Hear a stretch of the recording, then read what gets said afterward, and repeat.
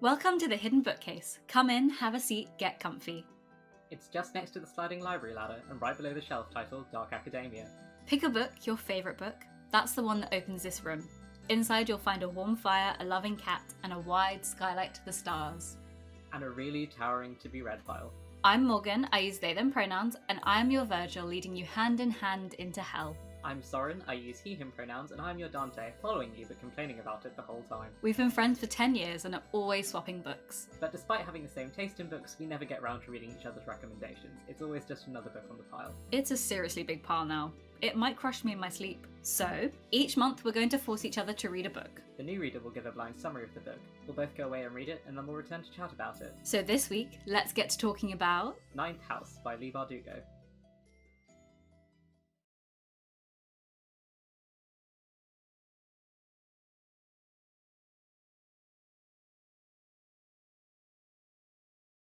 So Morgan, tell us how you found out about Ninth House. So I have read all of Leigh Bardugo's other books because I discovered the Grishaverse through Six of Crows, etc., etc. And then in 2020, I got back into reading finally, and then went to second year, got to uni, and went, you know what I really need right now? I need to get into the uni mood. I'm going to read a dark academia book. And so I read Ninth House because it was on my shelf, and I'm not sure how much it romanticizes academia and how much it just, really traumatizes you. But that's when I first got into it. That's how I discovered it. I love everything that Leigh Bardugo writes. I will read anything that she writes. And tell us what Ninth House is about. That would be helpful.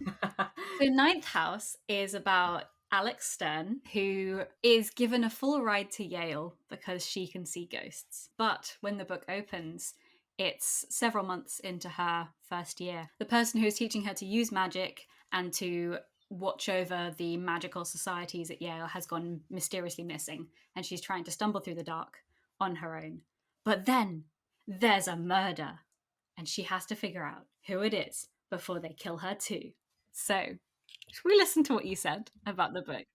So, Ninth House by Leigh Bardugo. I know that it's urban fantasy, and that it's dark academia, that it's set at Yale University.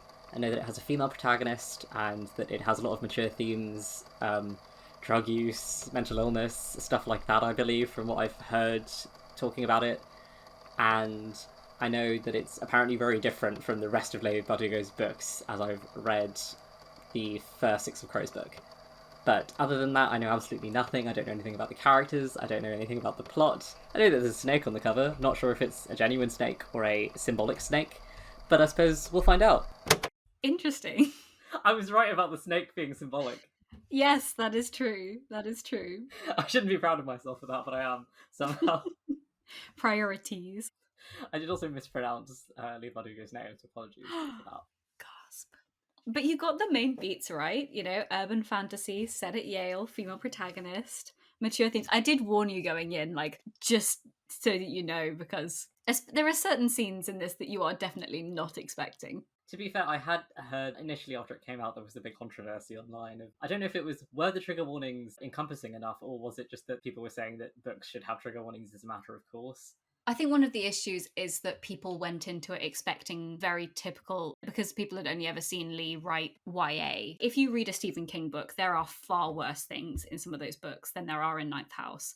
But people just weren't expecting it. And also, it's not as if the themes aren't touched on in Six of Crows. Two of the main characters literally work in brothels, and it is referred to multiple times. Even in Ninth House, the rape scene isn't described very gratuitously. It's a few lines and then it's done. If you're not expecting it, then it's definitely a moment. Yeah, if you go in completely expecting it to be like young adult, I suppose.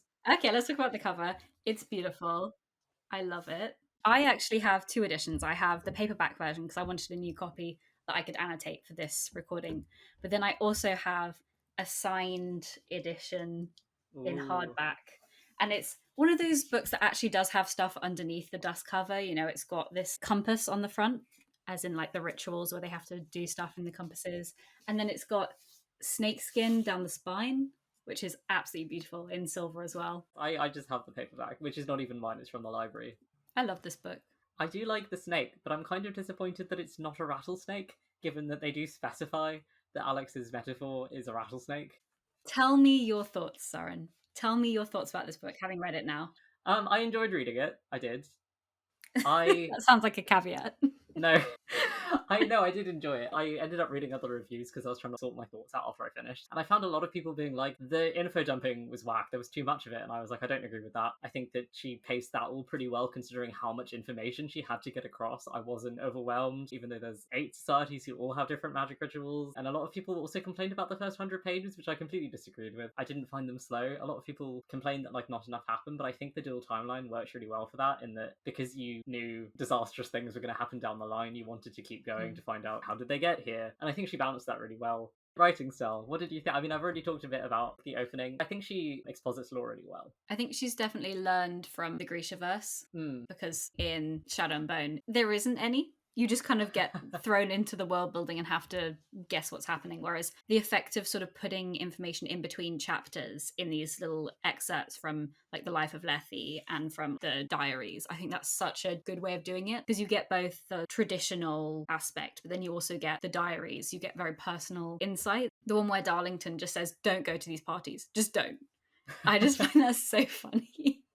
Yeah, it's a really fun way of incorporating it. Becky Chambers does that a lot as well. It adds a lot to making a world feel real and lived in. Yeah, I really like excerpts as a form of world building. I just think it's so fun. And people will often say that it's very inorganic, it's not inside the actual text. But I really like it because you're getting little excerpts from like actual literature within the world, which I just think is such an insight that you can never get through a character who lives in the world already. Indeed. And you get other people's perspectives as well, because obviously you're limited to however many point of view characters you have in a particular novel, but you can throw in a little mix of people and keep it fresh. I will say, sometimes they can be long, but I think these were fine. I read Chosen Ones by Veronica Roth recently, and some of those excerpts went on for pages, particularly because I was listening to it. Sometimes I would come back in and I'd be in the middle of an excerpt. Whereas with this, because they were shorter and because you tended to get two next to each other that gave you two different perspectives on the same thing, I felt like that worked really well. And keeping the pacing fast. I really liked how it was paced. I liked measuring by seasons rather than specifics. Like you weren't sure exactly when it was set, you just knew the vibes. And when you first start out and you're like, okay, so we start in spring and we're going back to winter. So there's a few months in between this and this. And then you go back and you suddenly get Darlington's point of view. And I'm going to put this out there now. I'm a Darlington simp. I'm a Darlington king. Like, I'm sorry, but Darlington, my beloved. I thought you might be when I was reading it. I was suspicious. Oh, wow. I have been read to filth. I find it so funny how in the initial thing of like, this is what Lethe candidates should be like. And one of the things is an interest in the occult is like strongly discouraged because it promotes an outsider interest. And then Darlington just comes along and is like, yeah, I got in because I accidentally poisoned myself trying to see ghosts. They are literally like, oh yeah, it's all about the choosing of your Dante. Both Alex and Darlington are chosen because they almost die in magic related accidents. And they wake up to Dean Sando just being by their bedside. They're both very much obsessed with the occult in different ways. But it's interesting as well thinking that Sando chose them, and obviously he had villainous intent. So it was that he was thinking, oh, I can exploit them using this because they're vulnerable people. Darlington has like no family in the same way that Alex has no one who's really looking out for her apart from her mother, and even her mother's kind of taken a step back at this point. They're both sort of people that nobody will miss in a way. Obviously they gain people that will miss them over the course of the narrative, but when Sando picks them, they are kind of easy to disappear. I will say Alex, I also love her so much. She's just so unapologetic. Her whole life sucks, basically, until she realizes the power she has. The moment she stops wearing like her Yale Alex skin, as she puts it, or however she puts it, she just becomes absolutely unhinged, and I am just obsessed with her. The rage that you can feel in this book, specifically from Leigh Bardugo, you can feel the rage in how she writes, in how much this topic clearly means to her. It makes the book. It's in every single word, this rage about how women are treated and how girls are treated and how people fall through the cracks and how the system stops you from being who you want to be and who you are. It's a theme that she writes about in all of her books, but it becomes more and more clear with every book that she writes. You know, when you have Shadow and Bone, you start out with a very traditional YA, single female character, lots of male characters, and then the one female character is a bully. And by the end of that series, you have a scene of all the female characters coming together and supporting the main character, even though they don't necessarily like each other. In Six of Crows, you have Nina and Inej. Their relationship is so important to each other. Every book, you get more and more focus on female friendships and female friendships in the face of men. It makes me feel so many things. Yeah, I think Kelly and Alex's relationship was one of the strongest, and also Dawes's and Alex was also one of the stronger ones in the book. When Alex and Dawes become friends, and they become friends through facing off against Dean Sando, as soon as he starts to be nasty towards Alex, Dawes just shuts that down, and Dawes is like, I am on Alex's side now. That's just so amazing to me, because you could make it so easily Dawes hating Alex because of what she may or may not have done to Darlington. But instead, Dawes just doubling down and being like, it doesn't matter what I feel about you because this man is trying to get to you and he's being really gross about it, and I will defend you. Going back to writing style for a second, two things. First of all, how witty Alex is, or how like dry her humor is. Or specifically how dry Leigh Bardugo makes Alex's point of view. Like, there's the quote where Darlington says that the structure's a brutalist, and Alex goes, I mean, they do look quite violent. And it's just like, leading on from that, Dark Academia, it relies so heavily on reference,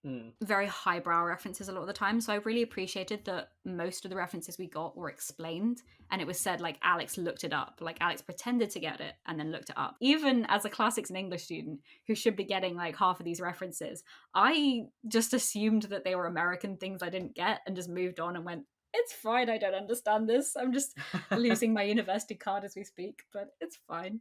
I think that's a thing in Dark Academia where characters have their language of references, and sometimes the protagonist is a bit of an outsider to that, but often they are into it enough that they kind of get embraced. Whereas the decision to be in Alex's head for this narrative, where those references are going to pretty much unilaterally go over her head, it really drives home the point that academia is an exclusionary space, deliberately designed to be exclusionary. Yeah.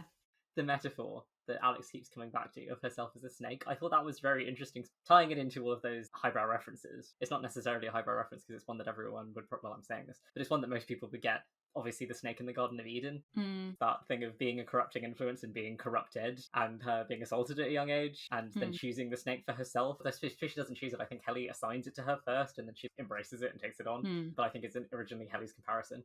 Yeah. I appreciate also that that's not a reference that Leigh Bardugo actually physically makes. Like, she leaves it there for you to think about, but it's not one that she overtly, like, she doesn't have Alex ever go, oh, it's like the Garden of Eden, or even Darlington be like, I thought of her as Eve. Exactly. I think that would have been a little heavy-handed. But I've got to admit, there were a couple of moments where I thought Bardugo was maybe laying it on a little too thick. The wingless butterfly scene comes to mind. Later, Galaxy, and then the Queen of Night thing, I was kind of a bit like, calm down, we do get it.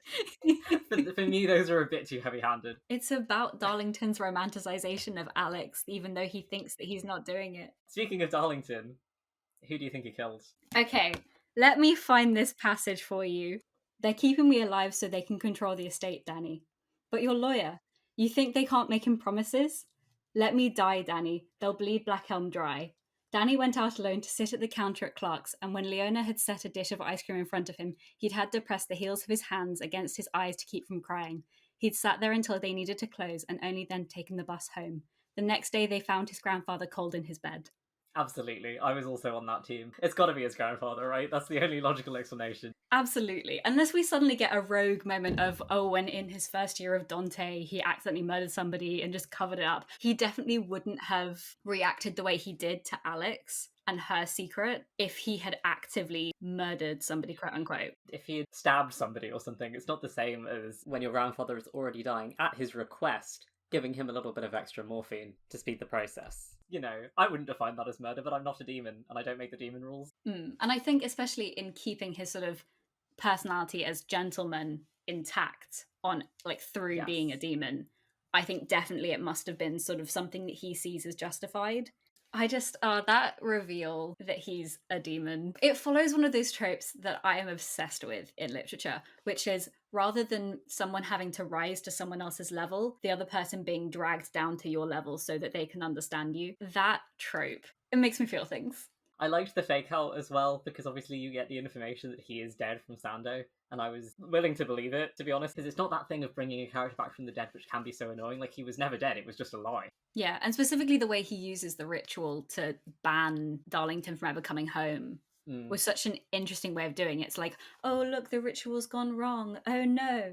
Oh dear, I guess I'll have to tragically ban Darlington from ever returning to his childhood home. How tragic. But look, I saved you all, so it's fine. Ooh, is he still banned from Black Elm? That's interesting. Are they going to bring him back and he's not going to be able to go home? One would assume, possibly. I mean, depends on how Mm. permanent being a demon is as a state of being. I feel like he's going to remain a demon. I don't think we're going to undemon Darlington. It's just too much fun to play with as a concept. It's just so, the way that it's built up slowly, you don't really notice how the whispering of the dead only happens when Alex has been thinking about Darlington, and then they start whispering gentleman demon, quote unquote. Just the building up and the layering of this book is so carefully done. The reveal that Helly is dead, the reveal that Alex can be touched by ghosts, the reveal that she can take them into herself, the reveal that she killed Len and co on purpose. The fact that she lets the bridegroom in and is controlled by him, and then the fact that she lets Helly in and is controlled by her, it never really occurred to me that a ghost like Belbum could use that as a way to continue living, but it's very logical, so that's a very nice way of using the magic system to further a mystery, I suppose, because as soon as she says, oh hey, I've been shoving people out of my body so I can live for as long as I want, you're like, oh, that makes perfect sense. Yeah, of course you could do that, but it doesn't occur because of the context in which it's introduced as a rule. It all makes so much sense. There's a lot of times when a reveal can feel annoying because you're like, I didn't have enough of this world building information for this to make sense. Whereas this logically builds up. On the subject of foreshadowing and exposition, we should talk about writing style. Leigh Bardugo has such a thing for a turn of phrase. Oh, there's the one. How long had her ghost lain there, waiting for Alex to wake? There were 2 Hellys in the room. There were no Hellys in the room. The scene that quote is from, where Helly dies in her sleep and then Alex has a whole one-sided conversation with her, believing that she's still alive, is so effective. We're definitely encroaching onto horror territory here, but it's stunning. It hurts. The logic of this book of yeah, imagine that somebody can see ghosts, and that sounds cool, but actually think about it for more than 2 seconds. You wouldn't know that no one else can see them, especially if no one explained to you what they were. This is just how it is. Yeah, she just sees ghosts. She sees naked people running around. She sees people with their heads brushed in. And everyone else ignores them, so that's what you would also do. Yeah. Final thoughts are, I'm going to be unhinged until the next book comes out, and then I will be more unhinged. And what was your rating? This is a 5 out of 5. Even if I had a couple issues with, really wasn't expecting certain things. Certain things are way more gross than they necessarily needed to be. But at the end of the day, the way it's so well written. I care about the characters. I'm usually a series person. I'm not usually a standalones person.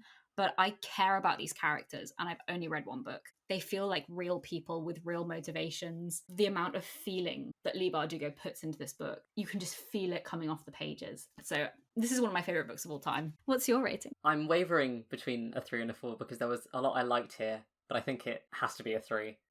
I felt like I did need a bit more from characters. I don't know if it was just that so much was going on in terms of mystery. I couldn't tell Alex's roommates apart, for example. Oh, yeah.